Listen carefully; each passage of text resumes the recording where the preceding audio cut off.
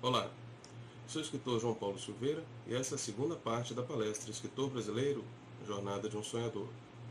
Obrigado por continuar comigo nessa pequena viagem sobre literatura, escrita e publicação de livros aqui no nosso Brasil.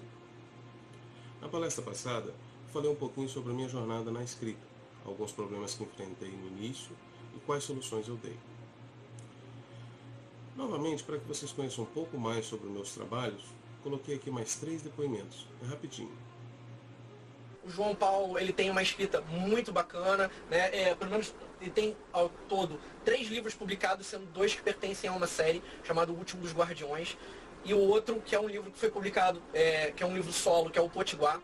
O Último dos Guardiões, para quem curte RPG, é muito legal, tá? Tem guerreiros, feiticeiros, tá? Tem um combate entre o bem e o mal. Então, e fora que o mundo criado pelo João Paulo, ele é bem extenso, bem repleto de detalhes, tá? Tem a jornada de um herói que ele acabou falhando em uma missão, isso no começo do primeiro livro, e ele precisa retomar sua força interior, para que ele possa trazer de volta o espírito do guerreiro, conseguir retomar a sua missão. O segundo livro, que é o Potiguar, que é o Lendas Brasileiras, faz parte de uma proposta que eu achei muito ousada da parte do João Paulo, que é de pegar partes da história do Brasil que não são muito trabalhadas, tipo o período colonial, entre outros. A gente pode imaginar várias histórias acontecendo. Guerra do Paraguai, Revolta da Chibata, Era Vargas, tem tantas possibilidades, né, que eu acho que o próprio João Paulo ele deve estar tentando imaginar onde que ele vai colocar. Então, assim, escrita muito precisa, personagens bem construídos e bem trabalhados, uma pesquisa sempre muito bem realizada, tá? Esses são os ingredientes para um autor de bastante sucesso. Recomendo os 3 livros, ó. O Último dos Guardiões, que é uma série, já tem 2 livros publicados, é o Insurreição e o Diário de Guerra, que é uma espécie de prequel em relação ao primeiro, e o outro é o Potiguar, Lendas Brasileiras. Esse aqui tá fresquinho. Gente, é isso, se encantem, se emocionem com a escrita dele, tá? Olá, sou Érico Robert e queria falar um pouquinho para vocês sobre o livro O Último dos Guardiões, de João Paulo Silveira. É um excelente livro, fantasia, tá? É uma aventura onde nós acompanhamos a desventura, por assim dizer, do último dos guardiões. Ele é o remanescente de uma casta, há muito deixada de lado, mas ele é o elemento principal em uma batalha épica. E o livro é muito bem feito, muito bem estruturado, porque ele divide o personagem em 2 pontos. O início dele, a origem, contando de como ele adquiriu tal força, como ele conseguiu os poderes dele, e toda a garra, determinação, e o presente, aonde ele está atualmente lutando para poder se manter diante daquele mal aparente. Então, assim, um livro muito bem estruturado, com divisão de castas, os elementos fantásticos são muito bem feitos, as batalhas são muito bem descritas e o mal presente, ele tem um motivador muito forte. Então, assim, é aquele tipo de livro para quem é fã de RPG e para quem simplesmente é fã de uma boa literatura fantástica. Eu tenho a resenha dele no nosso site, depois se você quiser saber maiores informações, procure lá, sou aficionado, mas por enquanto eu deixo a indicação para vocês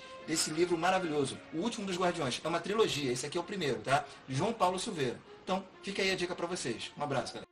Boa noite, pessoal. Meu nome é Alan Francis, sou escritor, autor do livro Corações nas Sombras, e hoje estou aqui para falar um pouquinho do livro do nosso amigo João Paulo Silveira, O Último dos Guardiões, primeiro livro de uma trilogia que vai se terminar esse ano. Diga-se de passagem, a gente tem que dar parabéns ao João Paulo, por quê? O nosso amigo João Paulo está aí escrevendo o 3º livro da sua trilogia, já lançou um outro livro, o Potiguar, e continua firme e forte nessa empreitada, rumo ao quê? Uma valorização da fantasia nacional. Vamos falar um pouquinho do livro Último dos Guardiões. Ele trata da história de Galaniel, um guardião, no mundo envolvido, dividido em castas, onde a gente tem o pessoal que trabalha com cura, com magia, os guardiões, e essa casta do Galaniel é uma casta assim, desprezada, que ela não tem a valorização na sociedade. E o nosso herói, esse é o protagonista, ele luta com demônios internos e externos para poder vencer o mal, que ele discorda o tempo inteiro das posições adotadas pelo governo em relação aos inimigos. O inimigo, no caso, um demônio. Então, pessoal, o livro é surpreendente, o livro cativa a gente mesmo. O João Paulo ele trouxe uma escrita fluida, sabe, que não deixa a desejar para nenhum dos autores de fora aí. E a gente está aí incentivando sempre os autores nacionais e torcendo para que eles tenham sucesso. Então, vale a pena conferir o livro, vale a pena investir. Você que está aí querendo comprar um livro, aposte na literatura nacional, aposte na fantasia nacional, que você não tem nada a perder. Bem, acho que agora já falamos bastante sobre mim, não é? Vamos ao que interessa. Por incrível que pareça, muitos dizem que escrever é a parte mais fácil do processo. Eu acredito que não seja para tanto. Mas realmente achar que ao terminar o seu livro você terá concluído o trabalho, você está muito enganado. Quando você terminou a história, definiu a cronologia, criou o mapa, o glossário, o sumário, as fichas de personagem, bibliografias, revisões e até os apêndices. Agora vem as próximas etapas. Seu livro está muito extenso? Que tal cortar pelo menos 10%? Esse é um número usado por muitos escritores. Como diz Stephen King, mate seus queridinhos. Lembre-se que um livro muito grosso exige muito papel. Mais papel, mais caro fica o livro. Mais difícil será a sua venda. Mais difícil será para a editora apostar na sua história. E olha que isso não é só por causa do custo. Pois mais difícil será para o leitor te dar aquele voto de confiança e, além de comprar, dedicar o seu mais precioso bem à sua história, o seu tempo. Um livro de até 250 páginas pode ser lido em 1 ou 2 sentadas, ou algumas viagens de ônibus ou de metrô. Um de 400 páginas já exigirá aproximadamente 1 ou 2 semanas, dependendo da velocidade de leitura. Já O Senhor dos Anéis ou As Crônicas de Gelo e Fogo, só Deus sabe. Então, isso certamente é um ponto a se pensar. Então eu vou dividir em mais de um livro. Bem, eu já comentei sobre isso na primeira etapa dessa palestra. A escolha é sua, não há nada de errado, só arque com as consequências. Depois que você aparou as arestas e deixou o livro mais enxuto que pôde, agora você tem que decidir. Você irá publicar com uma editora tradicional, uma editora prestadora de serviço ou de forma independente?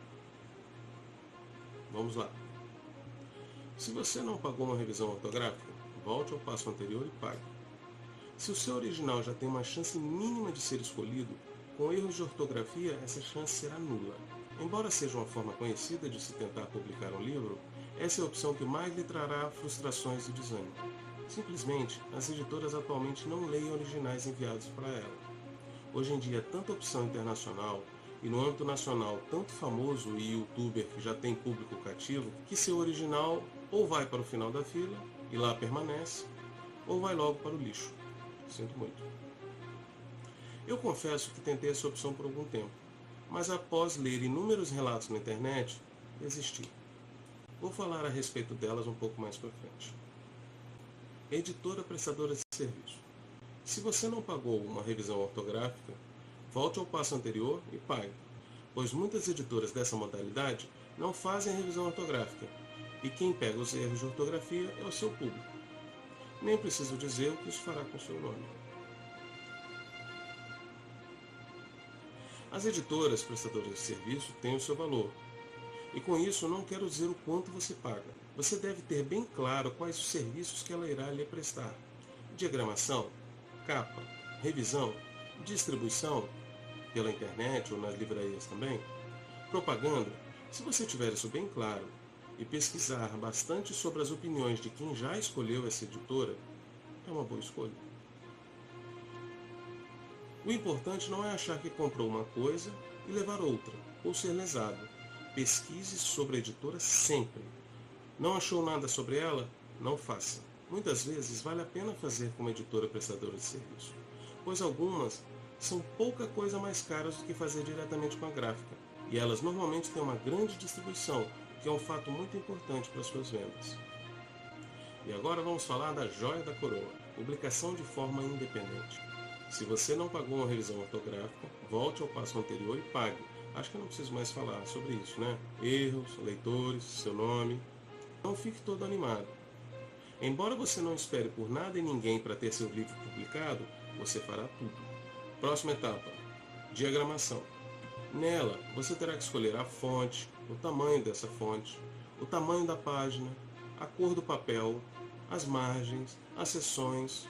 Lembra lá do sumário, dos agradecimentos, bibliografias? Então, se você vai usar capitular ou não, se haverá alguma ilustração acompanhando os capítulos, e um sem número de detalhes sobre o layout do livro, certo? Agora é a capa. A capa é um ponto importantíssimo. pois é ela que vai fazer com que o seu leitor em potencial escolha o seu livro no mar de publicações da livraria. Sabe aquele negócio de não escolha um livro pela capa? Pura balela. Aqui no Brasil, todos sabem que a maioria esmagadora de leitores escolhem o livro pela capa. Talvez uma decisão inconsciente de que, bem, se o livro for ruim, pelo menos a capa vai ficar bonita lá na minha estante. E não cometa suicídio literário logo de cara. Você não vai pegar uma imagem que você não tem direito sobre ela e usar. Além de um processo, é uma demonstração clara de amadorismo em último grau. Se você não tem dinheiro para pagar um ilustrador, existem vários bancos de imagem na internet, onde se paga pouco ou nada pelas imagens. Mas você também não vai pegar algo genérico só para chamar a atenção. É demorado, eu bem sei, mas escolha algo que tenha relação com a sua história. Esse conto que eu disponibilizei para vocês nessa palestra tem a capa escolhida em um banco de imagens. Eu usei o pixabay.com, basta se cadastrar. E agora? Então você tem um produto, ou seja, uma história enxuta, bem escrita, sem erros de ortografia, bem diagramada e com uma boa capa. Parabéns! Agora é a hora de uma nova escolha. Papel ou e-book? Primeiro, papel. Das duas, uma. Ou você irá fazer uma cotação com todas as gráficas, locais e online que puder, ou você irá publicar seu livro em algum site on demand. E o que é isso? É um site onde, à medida que as pessoas compram seu livro, ele é impresso e enviado para elas no correio. Nossa, mas isso é o céu! Não tenho que investir nem gerir estoque, já me decidi. Pois é. Seria realmente o céu, se o preço de custo e com isso o de venda não fosse tão alto por causa dessa questão. Veja bem, eu não estou desaconselhando a fazer, afinal eu fiz. Meu primeiro livro, O Último dos Guardiões, Insurreição, foi lançado inicialmente no site clubedeautores.com.br e foi muito bom. Lá eu consegui vender algumas cópias e eu mesmo comprar a preço de custo vários exemplares para revender e para fazer propaganda. Então, se você não tem dinheiro para investir, a revisão ortográfica é obrigatória, mesmo que seja feita pela sua tia que é professora de português. Lamento. Chora com a tia e pede ajuda a ela. Essa é a sua melhor opção para a escolha de papel. Se você for fazer com a gráfica, isso pressupõe algum investimento. Mas tenha em mente que existem gráficas que fazem um mínimo de 10 exemplares. Não ficam tão baratos, mas com R$140 você tem livros para começar a vender. Aí você vende os 10 livros por R$24, aí dá um total de 240. Com isso você lucra R$100. Você vai gastar? Não. Aí você reinveste os R$100 e agora ao invés de 10 compra 17 livros. Vezes R$24, dá um total de 408. Aí você reinveste e assim por diante, passos de formiga. E-book. Existe uma série de sites onde você pode colocar seu livro para vender como e-book. Dentre eles, o mais famoso e com o maior público é o da Amazon. Mas você tem outras opções, como a Saraiva ou a Cultura, que também tem seu espaço de autopublicação. Com o e-book, você pode basicamente lançar seu produto sem nenhum custo, desde que você veja com sua tia professora a revisão ortográfica. Hoje em dia, muita gente alcança grandes quantidades de público através de e-books. Cada vez mais o público vem aderindo a esse formato. É realmente uma boa opção. Contudo, tem seu lado negativo. Mesmo com o DRM, que é um código que criptografa os dados da mídia e impede sua cópia, isso não é lá muita verdade.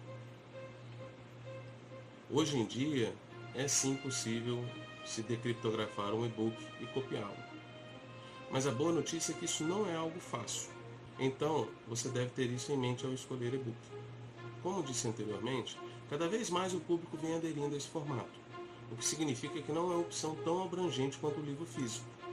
Esse é um paradigma que está sendo quebrado dia a dia. O preço. Tenha em mente que o e-book deve ser bem barato, visto que justamente seu custo é mínimo em relação ao livro físico. Infelizmente, nosso mercado não parece entender isso.